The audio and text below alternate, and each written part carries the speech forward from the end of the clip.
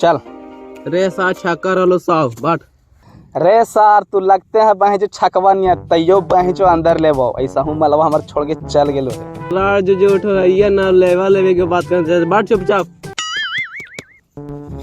चल रे बेटा छकवा आ जाओ अंदर। बहन चोद आई लो। अरे बहन चोद बच गए ना रे छकवा। अबरी कहाँ जमी आई लो। अरे बहन चोद आई लाओ लावा 100 लावा उहु लावा। वही से कहो तो रे लाड़ नहीं है मखे चुपचाप।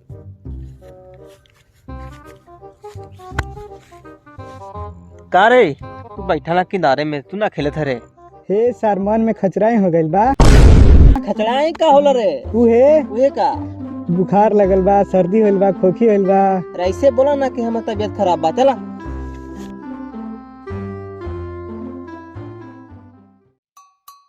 रे सर चल बाट। रे सार तोरा तो बुखार लगल रहलो रे। कहाँ कुछ गरम हो रे। हमार माथा गरम ना कुछ औरी गरम बा।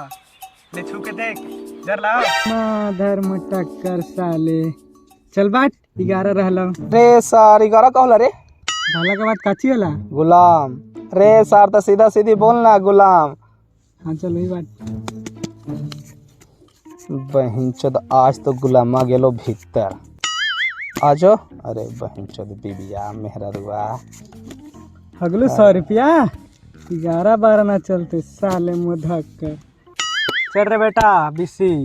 अरे बीसी ना नाम वहीं से पुष्पा पुष्पा बोल।